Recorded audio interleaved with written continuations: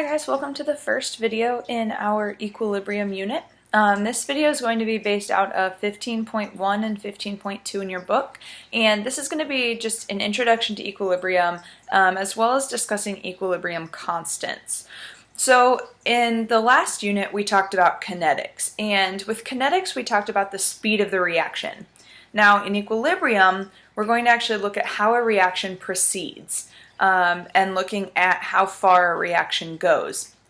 So we're going to focus on describing and quantifying, or putting a number to how far the reaction proceeds. So with equilibrium, that's everything this unit focuses on, and then we're going to further our equilibrium discussion in the next unit. We're going to look at the idea first of reversibility. So what does it mean for something to be reversible? And then in this lecture, we're going to look at key concepts and definitions of equilibrium.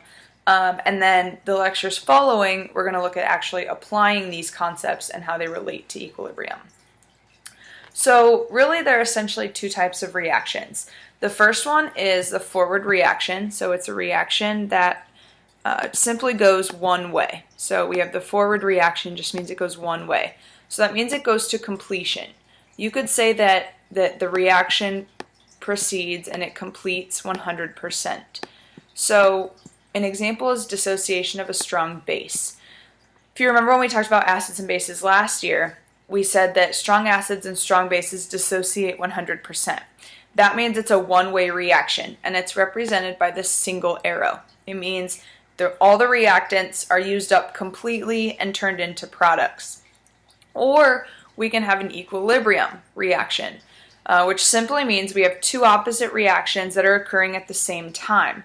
And equilibrium reactions are shown by using this double arrow.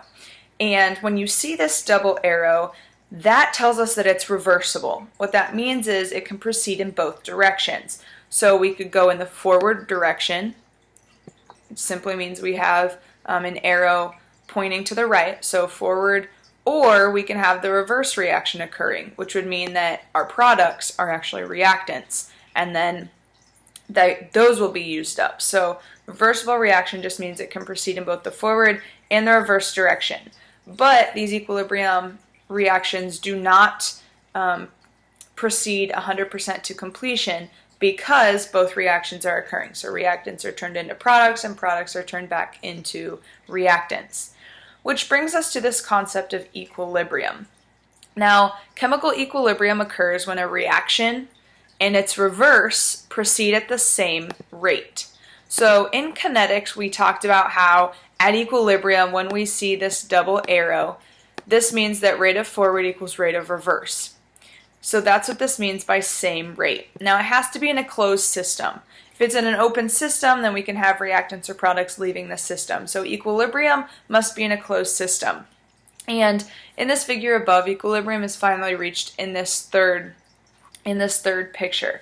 Now, you might also hear chemical equilibrium called dynamic equilibrium. And it's called dynamic because the forward and the reverse reaction are still occurring. So it might look like nothing is happening, but the reaction is still occurring. It's just reactants are being formed as products and products are being formed as reactants at the same rate, so we don't actually see a net change. Now, when equilibrium is reached, concentration no longer changes. You still have reactants and products there, but the concentration itself isn't changing. It remains constant because the reactants and the products are being formed at the same rate. So just because concentrations no longer change does not mean that the reaction is not proceeding. And typically your reactant and your product concentrations are not going to be the same. The only thing that is the same is the rate of the forward and the rate of the reverse. So when it comes to equilibrium, we expect the forward reaction to slow down and the rate of the reverse to increase. Okay? Because as in this case N2O4 is being used up, we're creating more NO2. So remember, rate is proportional to concentration. As the concentration of N2O4 decreases, the rate's also going to decrease. But as we form more NO2, we can now have the NO2 in order to react. So then that reaction rate is going to increase. So again, chemical equilibrium is the point at which the concentrations are constant. Concentration is constant. They're not changing anymore because as we form one, it's being used up to go back. So then, as I said, a dynamic equilibrium exists when rates of forward and reverse reactions are equal. Again, the reaction does not stop, but there is no net change in the concentrations because they're continuously being used up and being formed. We use this double arrow to imply that the process is at equilibrium, and this tells us that the reaction is reversible. So going back to the concept of equilibrium and actually looking at it graphically, as the system approaches equilibrium, okay, notice at the beginning we have no NO2. This is concentration versus time. So at the beginning we have no NO2 and it's all N2O4. But over time, the N2O4 is being used up, the NO2 is being formed. Notice that this dotted line, concentrations are no longer changing. We still have them, but they're no longer changing. That is when equilibrium is achieved. Now if we look at rate versus time, okay, the rate of N2O4 decreases, the rate of NO2 increases, and then at this dotted line, equilibrium is achieved. The rates are now equal. Now we could use the left side of this graph with our kinetics discussions to look at the order. We can look at finding the rate constant using slope. If it's first order, we could find the half-life. Right? We could do all of that with this side of the graph, with the left side. But once we get to the right side of this graph, this tells us the equilibrium is achieved. The forward and the reverse reactions are at the same rate. And then notice again, once equilibrium is achieved, the concentrations remain constant. Notice that they're not the same, they just remain constant. Now, some properties of equilibrium, right? If you're looking at an equilibrium reaction, right, after some time, it appears to be inert or not functioning. Okay? It appears that nothing is happening, but again, that's not true. It's just that the concentrations are not changing anymore because the rates are equal. And then another property is that it can be initiated from either direction. So reactants can be products if the reverse reaction is occurring. So this is going to go along with equilibrium being reached from either direction. So as you can see, the concentration of NO2 to N2O4 remains constant. So it's the ratio. The ratio remains constant at the same temperature, no matter what the initial conditions are. So what all this is saying is that equilibrium can be reached from either direction. Whether we're looking at N2O4 or NO2, equilibrium can be reached from either direction. But notice again, concentrations are not necessarily the same. They're simply constant at equilibrium. So looking at the kinetic definition of equilibrium, because we just discussed kinetics. So at equilibrium, the rates of the forward and the reverse reactions are equal. So we have rate of forward equals rate of reverse. Remember, we have Kf and Kr simply because that's the rate constant that corresponds to that specific rate law. The activation energy for the forward and for the reverse are probably going to be different, so we're going to use Kf and Kr. So we have the rate law of the forward equals the rate law of the reverse. And when we rewrite this, it actually becomes an expression for the equilibrium constant. What this shows us is that the ratio of the forward to the reverse reaction is a constant as long as we're at the same temperature, because rate constants are temperature dependent. Now this is actually the definition of the equilibrium constant. It's the ratio of the forward reaction to the reverse, and it's the ratio of the concentrations. Now from this example, what we can see is that at equilibrium, concentrations of the reactants and products no longer change with time, right? They're constant. For equilibrium to occur, we have to make sure that reactants nor products can escape. It has to be a closed system. And at equilibrium, a particular ratio of concentration equals some constant. So this is really the derivation for the equilibrium constant. just because we have rate of forward equal to rate of reverse, we can rearrange to get concentrations on one side and our rate constants on one side. And this brings us to the idea of the equilibrium constant. Now, the equilibrium constant is described as capital K EQ. Okay, so KEQ is the equilibrium constant. Now, consider this general reaction. Right? A plus B yields D plus E. And we can write the equilibrium expression. First, we can write an expression for the relationship between the concentration of the reactants and products at equilibrium. Now, we know that concentrations aren't equal, but their rates are. So the equilibrium constant is a way to quantify or to put numbers to the concentrations at equilibrium.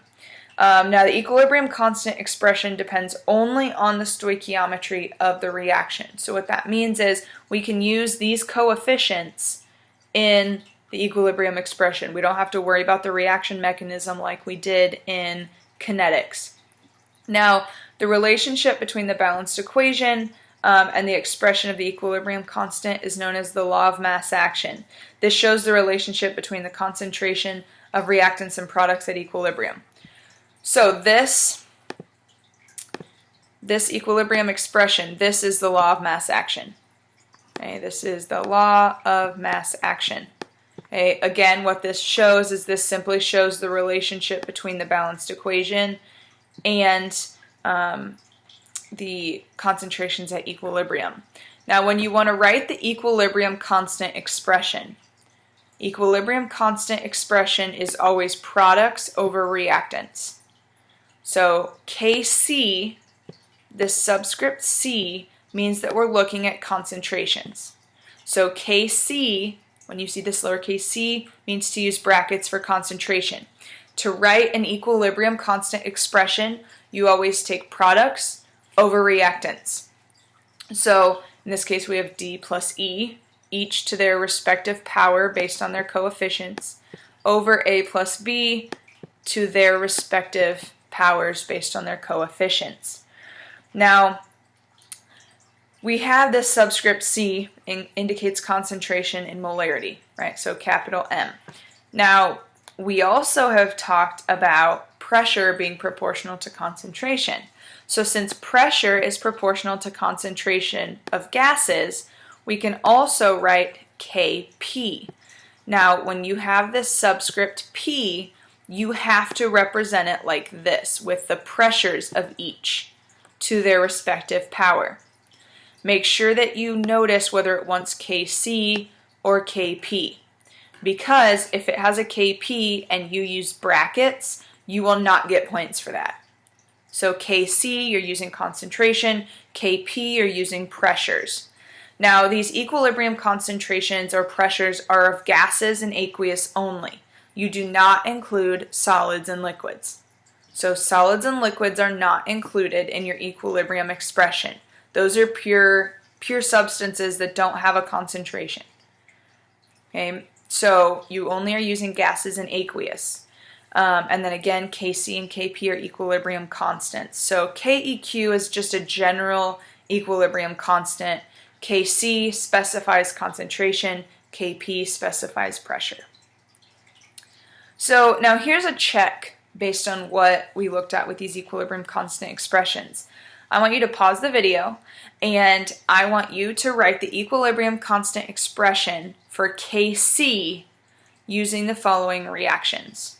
Okay, so I want you to pause it, do A, B, and C, and then hit play, and then we'll check answers. So we're going to start by looking at A.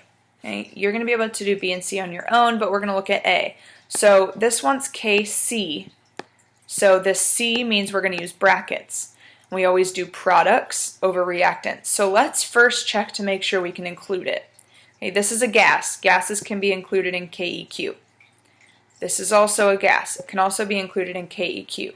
Remember, the only things that cannot are solids and liquids. You're going to ignore those. So for Kc, even though this is a gas, it wants Kc, so we're going to use concentration. So we're going to use the brackets. So we're going to do products, okay, which is O2 to the third power, over reactants, which is the concentration of O3 squared. Okay, there's our Kc. That's all at once. All at once is the expression. Okay, now you should be able to do B and C on your own based on that. Just remember products over reactants.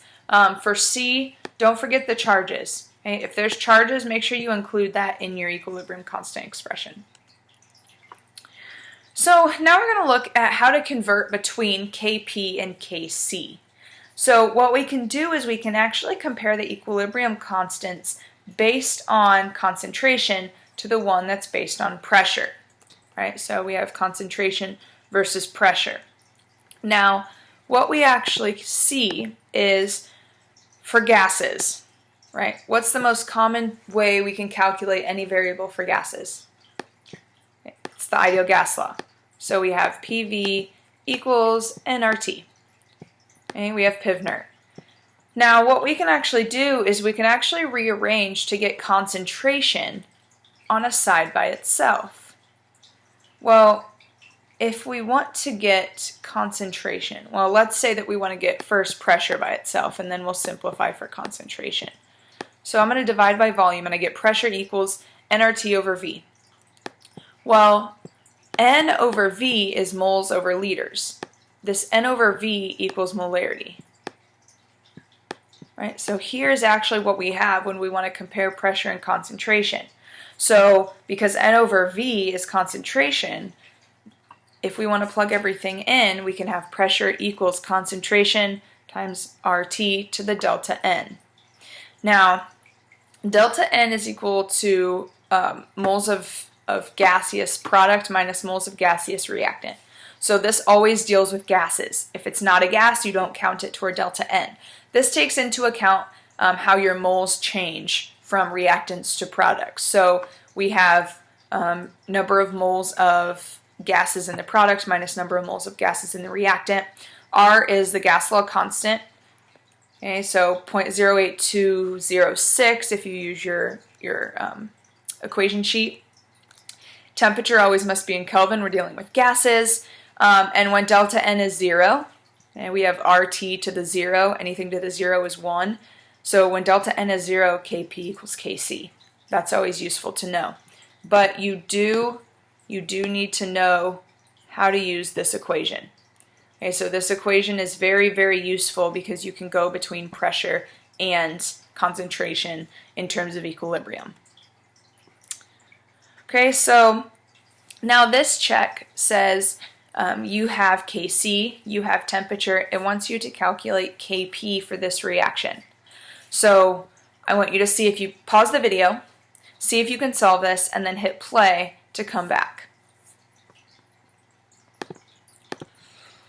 So we have Kc, we have temperature, but it's in degrees Celsius. So what we actually need to do is we need to convert this to Kelvin. So we have 573. And then it wants us to calculate Kp. So remember, Kp equals Kc times RT to the delta N. So we're trying to find Kp. So that's what we're trying to find. Kc is 9.6. That's what they tell us. Okay, R is your gas law constant. T is going to be 573. Okay, I just left it as R because you can put that into your calculator. And delta N is the change in number of moles of gas. So it's products minus reactants. So how many moles of product, how many moles of gas in the products do we have? Okay, we have 2 minus how many moles of gas in the reactants? Well, we have 3 plus 1, so we have 4. Okay, so this is going to equal -2. So essentially what we have is we have 9.6 times 0.08206 times 573 to the -2 power. So you're going to want to do this part of the equation first. So 0.08206 times 573, take that answer to the -2nd power, multiply it by 9.6, and you're going to get your Kp. Now, Kp, if you notice, Kc doesn't have any units. Kp does not have any units either. So Keq depends on stoichiometry, right? It depends on the coefficients in the balanced equation. Keq, so again, we're saying Keq because it doesn't matter whether it's Kp, Kc,